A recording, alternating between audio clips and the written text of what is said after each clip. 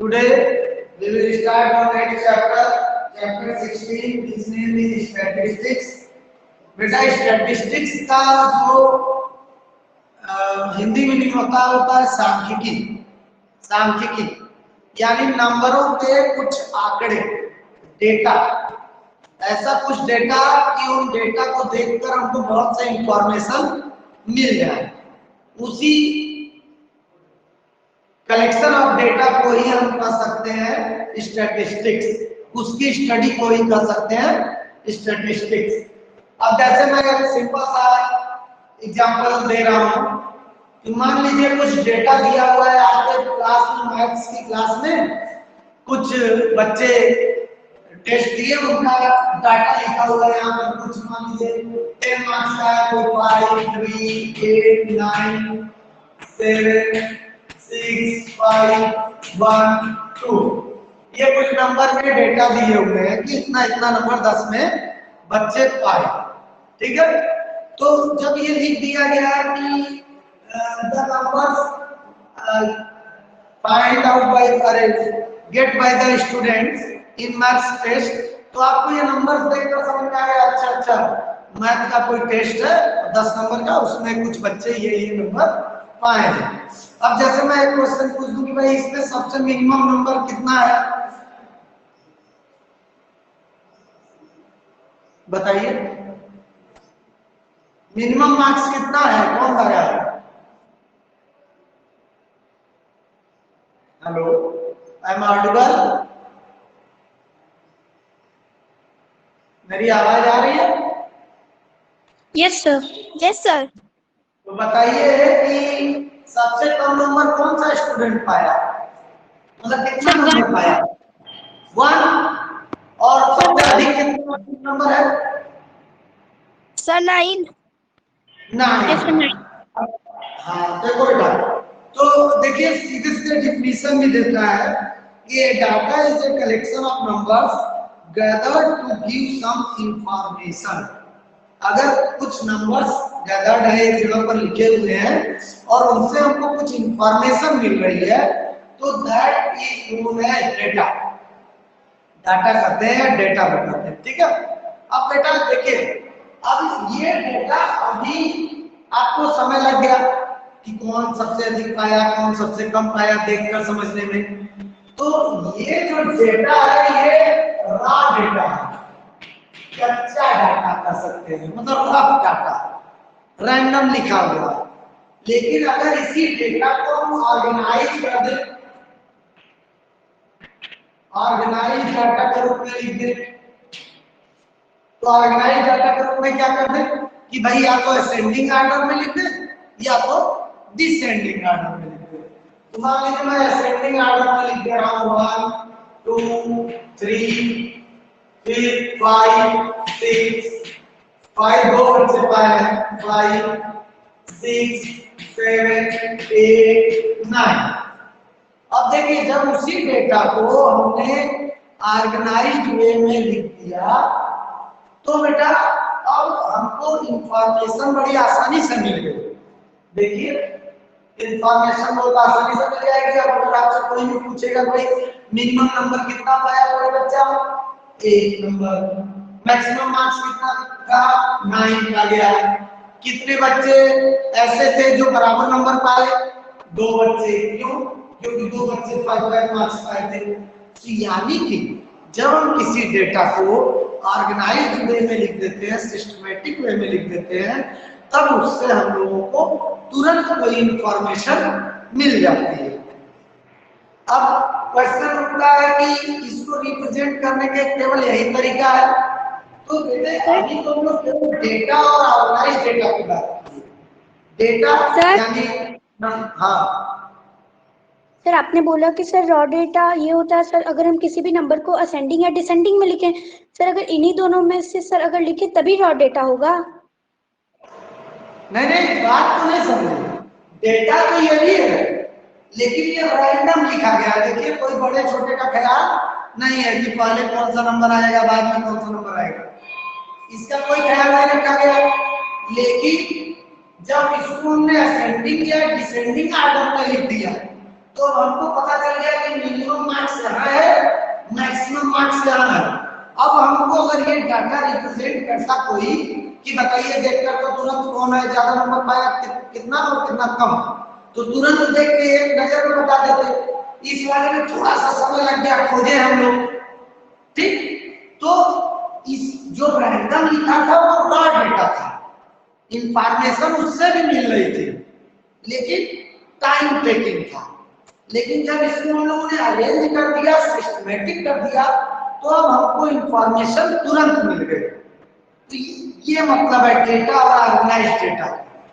अब बात आती है कि इसको रिप्रेजेंट करने के लिए, तो मैंने बहुत बेसिक एग्जांपल में दिया बेटा, नहीं तो आपको मालूम है जैसे किसी कंपनी का ग्रोथ लॉस, मतलब प्रॉफिट लॉस, कितना एक्सपेंस है, हर एक चीज का डेटा बनता है। अगर मैं स्कूल की बात करूं तो जैसे स्कूल में क्लास की बात करें, क्लास टीचर रिकॉर्ड रखते हैं कि हमारे क्लास में आज कितने बच्चे प्रेजेंट हुए, कितने बच्चे एब्सेंट हुए, और उसके बाद कितने बच्चों का डेट ऑफ बर्थ जो है सेम है, कितने बच्चों का बर्थ ईयर सेम है, कितने बच्चों की हाइट सेम है। जैसे ये सब जनरल बात बता रहा हूँ।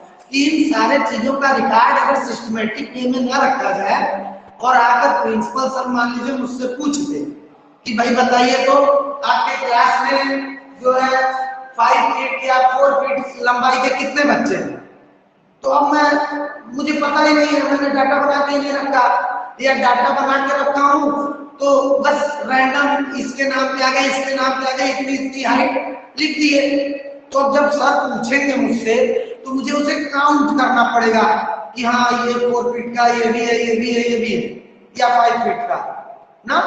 लेकिन अगर मैं उसको एक सिस्टमेटिक वे में कि 5 फीट वाले बच्चों का नाम एक साथ, 4 फीट वाले बच्चों का नाम एक साथ, 3 फीट वाले बच्चों का नाम एक साथ, ऐसे करके लिख देंगे तो कोई मुझसे रिकॉर्ड मांगेगा।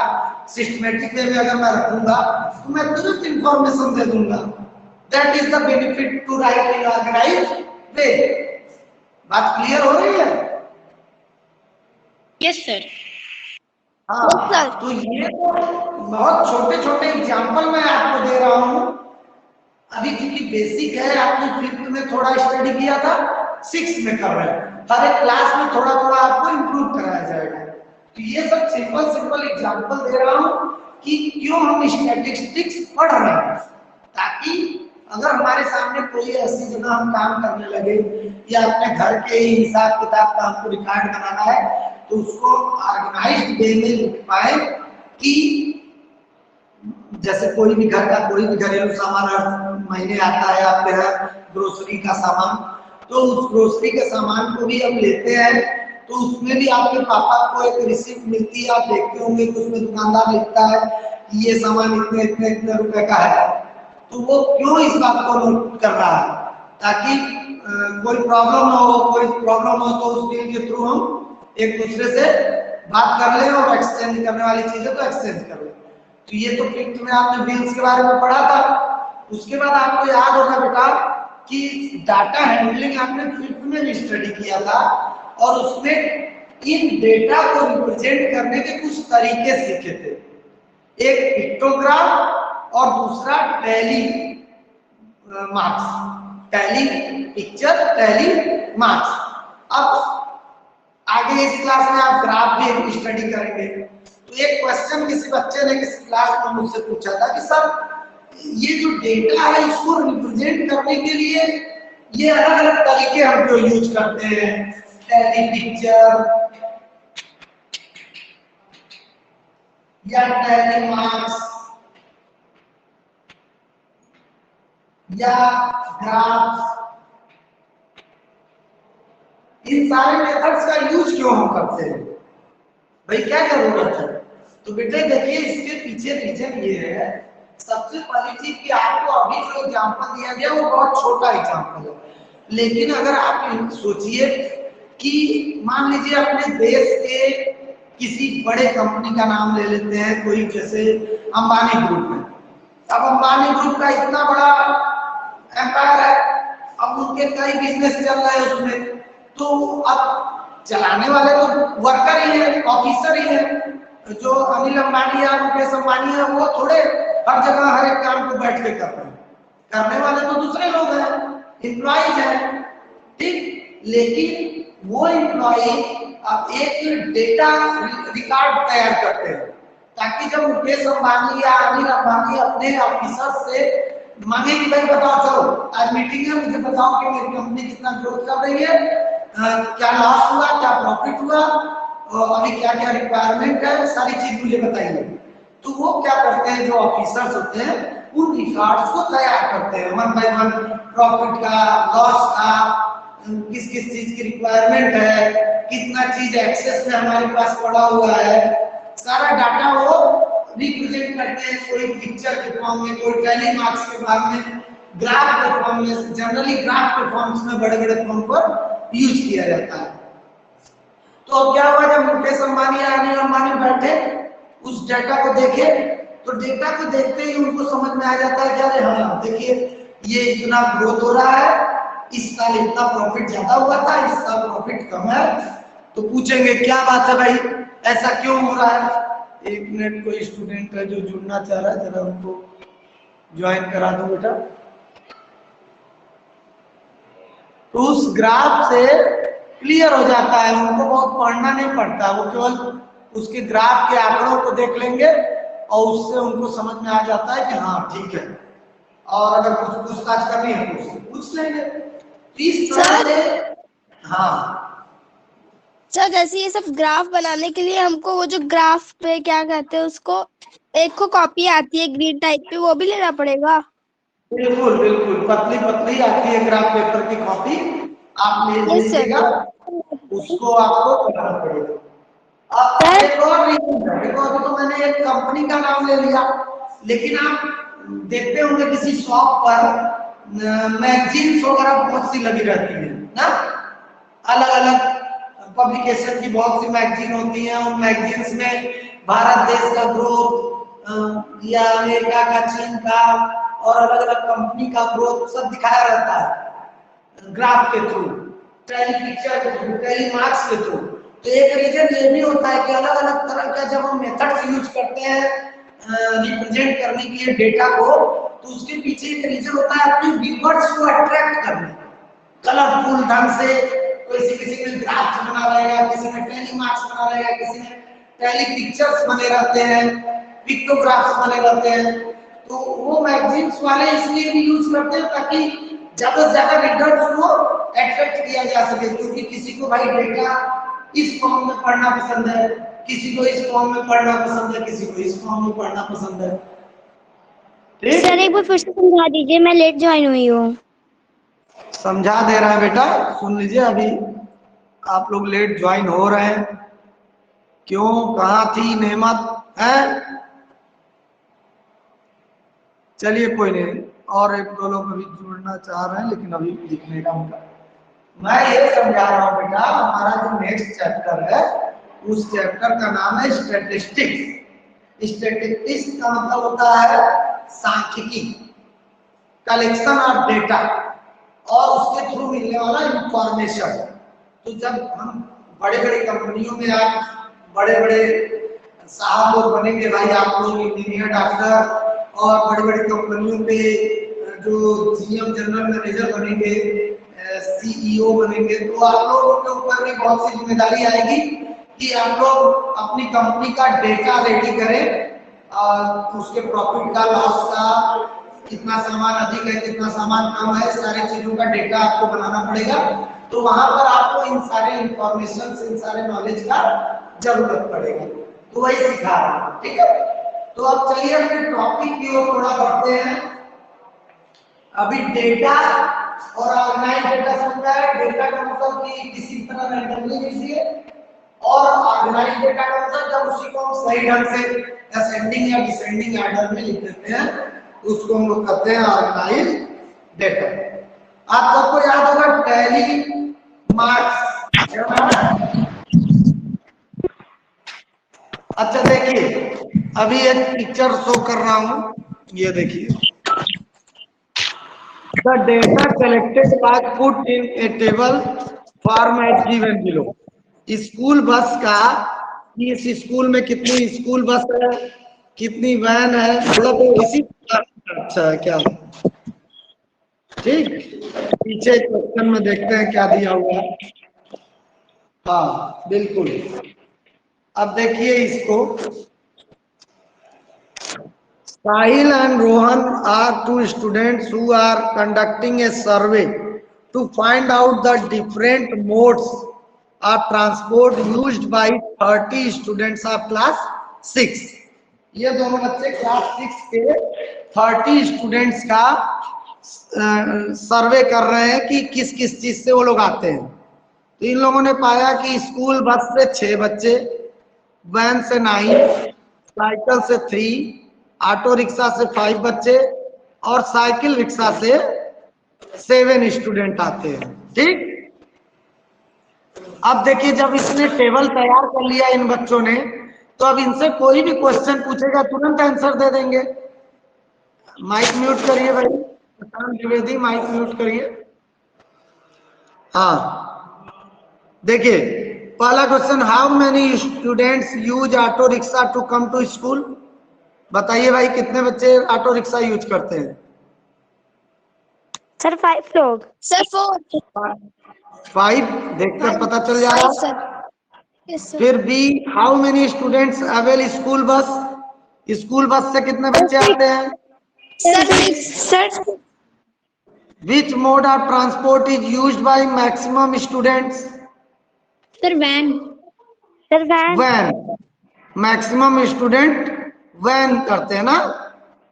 Yes sir. तो देखिए अब जैसे यहाँ इसने फेस बनाया है, उन बच्चों ने फेस बनाया था रिप्रेजेंट करने के लिए, लेकिन instead of drawing the face of children, भाई इसमें ज्यादा समय ना लगा, फेस बनाया, और कुछ बनाता तो और समय लगता। Sahil and Rohan could draw a line where each line represent 1 student. इसकी जगह लाइन भी ड्रा कर सकता था बच्चा, और उसे टैली मार्क्स कहते हैं उन लाइंस को।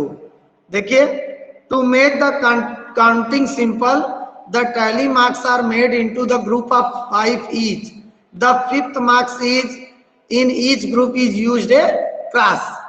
देखिए अब टैली मार्क्स के रूप में वही डाटा बना दिया, तो जगह भी कम लिया और जल्दी से बन भी गया।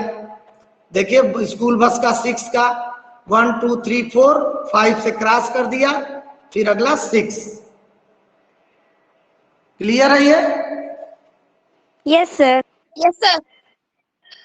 चलिए तो इन क्वेश्चंस को अब करना है हम लोगों को। टैली पिक्चर आगे है, पहले टैली मार्क्स ही है। वर्कशीट 1, वर्कशीट 1 के इन क्वेश्चंस को देखिए। अब इसी के आगे कॉलम टैली मार्क्स का बना दीजिए। तो मैं एक समझा रहा हूं आपको, ठीक, बाकी आप करेंगे। सर हाँ पर ये वर्कशीट 1 में क्वेश्चन है ही नहीं। यस सर, क्वेश्चन है। ये सर वर्कशीट 1 में नहीं है ये क्वेश्चन। सर ये इंट्रोडक्शन क्वेश्चन का है। इस Yes, sir. वर्कशीट में है। सर जिस Yes, चैप्टर sir. पे क्वेश्चन, सर पेज नंबर 225 पे वर्कशीट नहीं है, ये इंट्रोडक्शन में है। अच्छा चलिए ये ओल्ड बुक है, ठीक है, कोई नहीं, आप लोग सीखिए, सीखने जो जो क्वेश्चन दिया वही करिएगा। चलिए देखिए बेटा, अब जो भी पेज होगा देख लीजिएगा। मंडे 6 स्टूडेंट, ट्यूसडे ये, अच्छा कितने इलेक्ट्रिक बल्ब सेल हुए उनका रिकॉर्ड है।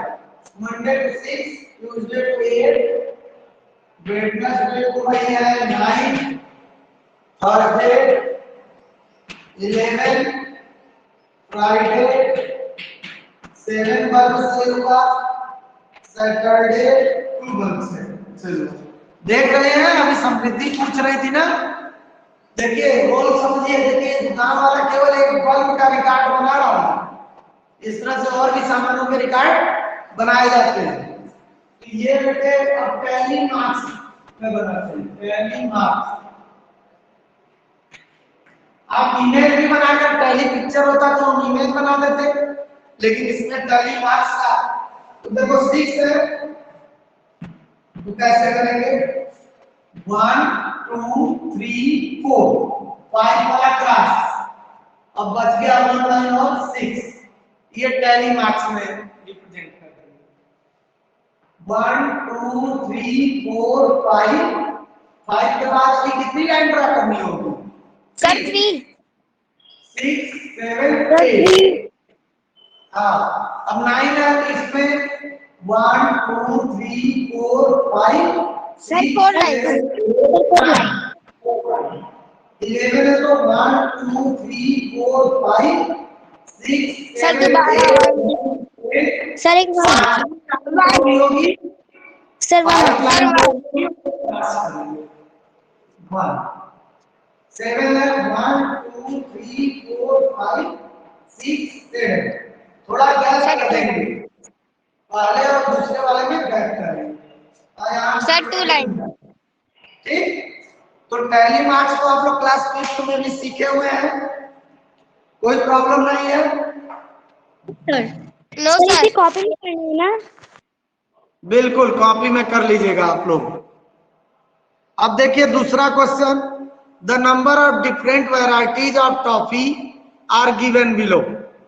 अलग अलग वैरायटी की टॉफी दी हुई है और उसके आगे हमको टैली मार्क्स के रूप में उसे रिप्रेजेंट करना है। हो जाएगा? Yes sir. Yes sir. Yes sir. The number of books in each row of a cupboard is given below. एक लाइब्रेरी में या आपके घर की अलमीरा में अलग अलग बुक्स की जो रो है उसमें कितनी कितनी बुक है ये दिया हुआ है, तो इसको हमको टैली मार्क्स से रिप्रेजेंट करना है, बिल्कुल जैसा अभी बोर्ड पर समझाया हूं उसी तरह से। यस सर हो जाएगा? Yes sir. अब देखिए, अभी मैं बता रहा था कि भाई किसी का मन किया कि मैं अपने डेटा को टैली मार्क्स से रिप्रेजेंट करूंगा, किसी को बहुत अच्छी ड्राइंग बनाने आती है तो वो कहना मैं तो अपनी कला का प्रदर्शन भी करूंगा भाई, वो कुछ और तरह से बना सकता है, थोड़ा डिजाइन हल्का बनाकर। तो मतलब अलग अलग मैगजीन्स में आप देखेंगे तो डेटा को रिप्रेजेंट करने के लिए अलग अलग पिक्चर्स यूज किए जाते हैं। ठीक है, जैसे यहाँ पर टैली पिक्चर आप लोग क्लास 5 में स्टडी किए थे। अब जैसे इसको देखते हैं फिगर को, ये देखिए पिक्टोग्राम।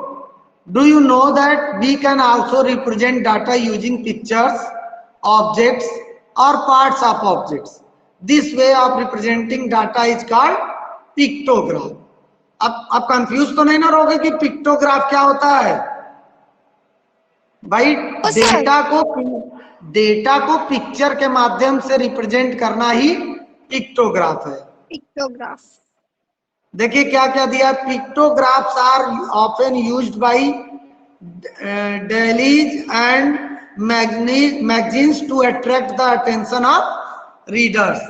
देख रहे हैं जो मैगजीन्स वगैरह बनती हैं अलग अलग पब्लिकेशन की, वो लोग अलग अलग तरह के पिक्चर्स यूज करते हैं डेटा को रिप्रेजेंट करने के लिए, ताकि ज्यादा से ज्यादा रीडर्स उनकी मैगजीन को खरीदें, पढ़ें, उनको फायदा हो। अब देखिए यहां पर दिया हुआ, look at the pictograph showing the number of soft drinks served in A birthday party. अब बर्थडे पार्टी में अब भाई ज्यादा पेप्सी की बोतल रिप्रेजेंट की गई थी डिस्ट्रीब्यूट, और हमारे पास जगह कम है, तो क्या किया उसने कहा कि एक बोतल का मतलब है 2 सॉफ्ट ड्रिंक। अगर यहाँ हम 5 सॉफ्ट ड्रिंक लिख देते एक बोतल का मतलब, तो एक बोतल 5 सॉफ्ट ड्रिंक को रिप्रेजेंट करती, तो 2 है। तो देखो जरा कितना है यार बोतल, 1 2 3 4 5 6 7 8 9, यानी पेप्सी की कितनी बोतल सर्व की गई होगी? सर 18। सर 18। हाँ 18, क्योंकि एक बोतल 2 सॉफ्ट ड्रिंक को रिप्रेजेंट करती है। ठीक, यहां देखिए निकाला है, each stands for 2 soft drinks. तो देखिए टोटल कितनी सॉफ्ट ड्रिंक्स थी, टोटल काउंट करेंगे तो 34 इंटू 2 68 सॉफ्ट ड्रिंक्स सर्व की गई थी। अब पूछ रहा how many Maaza served in the party, Maaza वाला काउंट करो भाई, कितने हैं? सर 10 है, 10 इंटू 10 है तो उसका 2 जा कर दीजिए, 10 2 जा सर 20 20। Sir clear 20। है? Yes sir. तो किसको रिप्रेजेंट किया जाता है? फिर पूछ रहा है कि कौन सा सॉफ्ट ड्रिंक सबसे कम किया गया था? बताइए अपनी बुक में देखकर। सर हम लोग की बुक में पिक्चर नहीं है ये वाला। सर हम लोग के बुक में पिक्चर नहीं है। सर अच्छा, नहीं दिया है, कोई नहीं, चलिए उसमें दिया हुआ है, देखिए हम दिखा देते हैं बस। सर मिरिंडा का है शायद। कोई नहीं, अलग हो सकता है। सबसे कम कौन सा है? स्प्राइट। स्प्राइट। स्प्राइट की 3 बॉटल, अरे 6 बॉटल ना। ठीक। अब देखिए एक और चीज सीखिए, यहाँ दिया हुआ है जो एग्जाम्पल। कोई नहीं, आपकी बुक में कुछ दिया हो उससे परेशान मत होइए, आपको आ जाएगा सही तरीके से तो आप उनको भी सॉल्व कर लेंगे। अब देखो बेटा, एग्जाम्पल 2, यहाँ पर एक क्लास में, अलग अलग क्लास में बच्चों का डिटेल दिया हुआ है, बॉय स्टूडेंट कितने कितने हैं, और ये जो देख रहे होंगे आप हाफ पिक्चर बना है। Yes sir. Yes sir, half मतलब 3। तो फुल पिक्चर का मतलब समझिए, अब यहाँ देखिए दिया है, हाफ या incomplete picture represent a number less than the number represented by full picture. जैसे यहाँ पर कितना था, एक फिगर का मतलब 6 बॉय, और अगर आधा हो गया तो एक कम, तो यानी 3। 5 बच्चे। नहीं, आधा, हाँ आधा भी हो सकता है, बिल्कुल सही। हाँ, तो आधा का मतलब 3 बॉयज, सही। अब देखिए इस तरह का फिगर बना के दे देगा चार्ट, और आपसे क्वेश्चन पूछेगा, how many boys are in class second?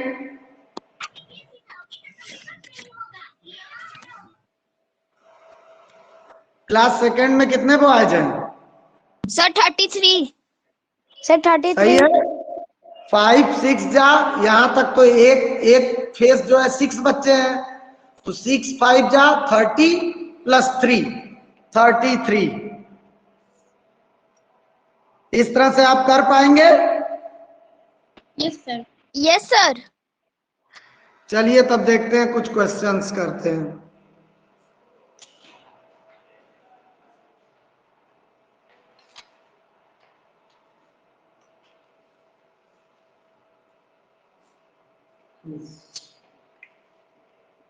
अब जरा बताइएगा कि ये फिगर आपने कहा दिया हुआ है, बताइए। ये फिगर वर्कशीट 2 है?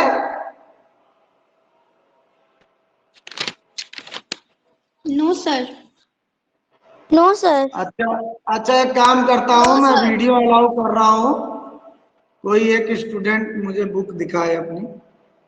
कौन सा वर्कशीट की? देखिए बेटा, आप लोगों के जो बुक है उसमें से ओल्ड बुक का वर्कशीट 1 और 2 हटा दिया गया है, यानी टैली मार्क्स और पिक्टोग्राफ हटा दिया गया है।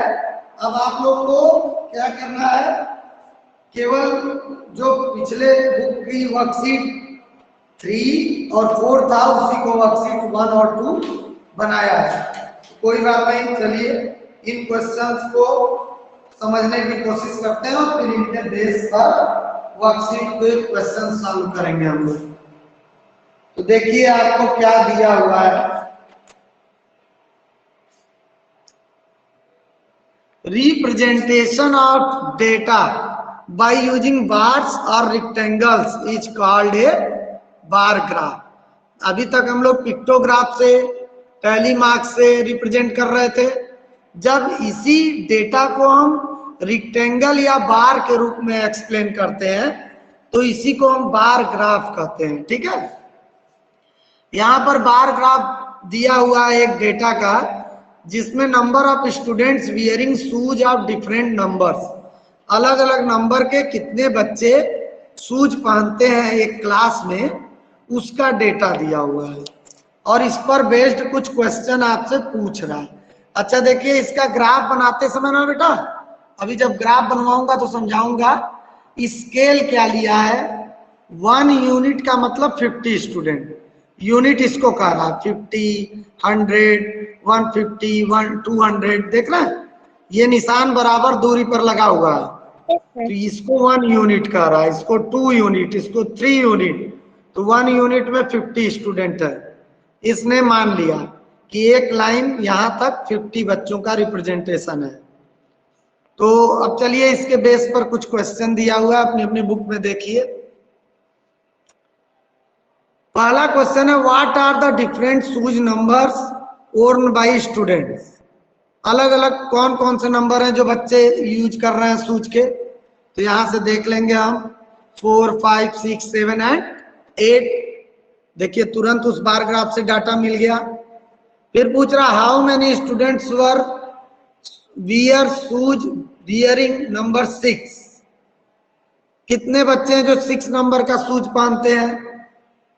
तो यहां से बताइए तो जरा कितने बच्चे हैं 6 नंबर का शूज पहनते हैं। सर 200। ऐसे देखेंगे 6 वाले के सामने का नंबर, तो 200 स्टूडेंट हैं जो 6 नंबर का शूज पहनते हैं।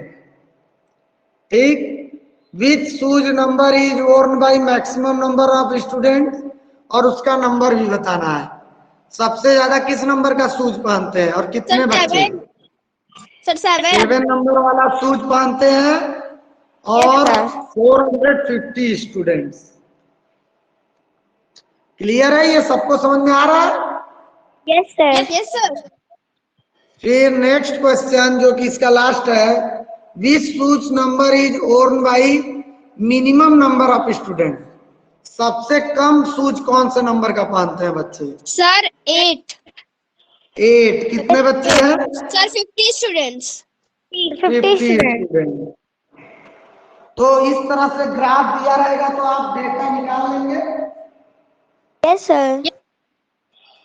देखिए Yes, sir. अब डिफरेंस क्या है, वर्कशीट 1 में आपको ग्राफ दिया हुआ है और ग्राफ से देखकर आपको क्वेश्चन का आंसर लिखना है। लेकिन वर्कशीट 2 में हम लोग को ग्राफ बनाना पड़ेगा। तो चलिए पहले तो वर्कशीट 1 ही करते हैं।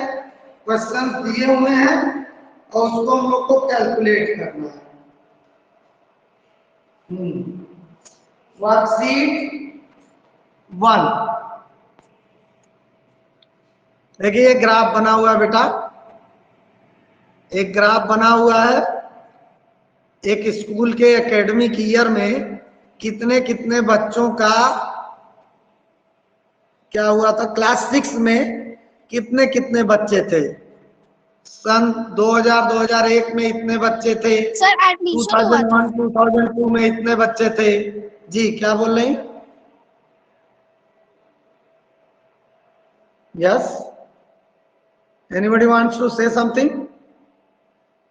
No sir. चलिए देखिए अब इसके बेस पर क्वेश्चन पूछा जा रहा है, how many students were there in the year 2001-2002।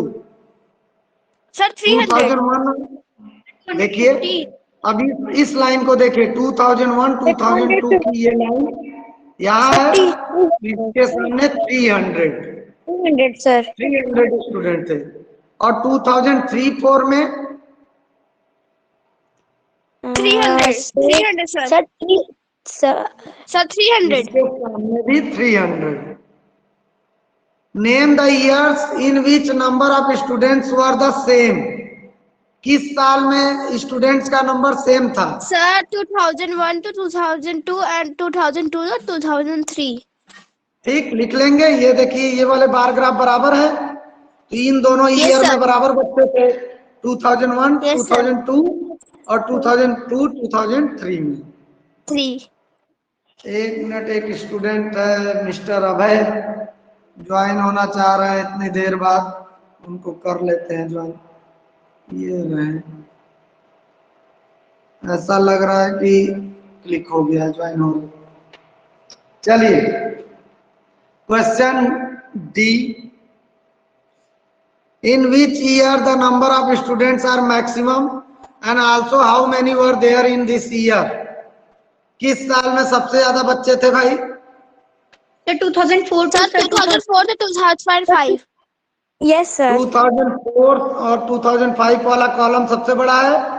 और यस कितने सर बच्चे थे? 500 सर 500। 500। 500। कर लेंगे, पेपर में इस तरह के क्वेश्चंस आएंगे तो you are able to solve.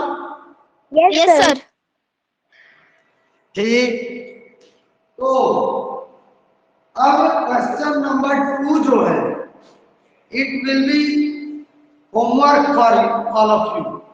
मैं उसका भी क्वेश्चन और इमेज तो कर दे रहा हूं, लेकिन आपके लिए ये होमवर्क रहेगा। देखते हैं कितने लोग इसको सही सही कर लेंगे। पहले फिगर दिखा दूं मैं ताकि रिकॉर्ड इसमें आ जाए, कभी भी कोई भी इस वीडियो को देखे तो ट्राई करें। Observe the bar graph showing the marks obtained by Neha in different subjects in her annual examination। ठीक है, जब ग्राफ आप लोग भी सीख जाएंगे तो आप लोग भी अपने हाफ ईयरली एग्जाम का बार ग्राफ बनाएंगे। Okay sir. Okay sir. हाँ, देखिए अलग अलग सब्जेक्ट में, और ये देखिए इन्होंने यूनिट मान रखा है 1 मार्क यानी 10 मार्क्स, यहां तक बराबर बराबर दूरी पर लगा दिया। अच्छा, जानते हो ये बार ग्राफ इसको कहते हैं एक्स एक्सिस, इसको कहते हैं वाई एक्सिस। ठीक, इस लाइन को, इधर वाली लाइन को एक्स एक्सिस, इधर वाली लाइन को वाई एक्सिस कहते हैं। अभी आगे समझाऊंगा। तो चाहे आप इस तरह से भी बना सकते हैं बार ग्राफ, इस तरह से भी बना सकते हैं। और इसके क्वेश्चंस दिए हुए हैं, देखिए पहला तो पूछ रहा है कि इस बार ग्राफ से क्या इंफॉर्मेशन मिल रही है, तो हम लिख देंगे कि नेहा अपने मार्क्स का जो है बार ग्राफ बनाई है, जो ऊपर लाइन दिया है एनुअल एग्जाम का ग्राफ। हाँ, मार्क्स। फिर किस सब्जेक्ट में मैक्सिमम मार्क्स पाई है और इस सब्जेक्ट में कितना मार्क्स पाई है, सेम नंबर किस में पाई है, देखकर टोटल स्कोर क्या हुआ नेहा के 5 सब्जेक्ट का।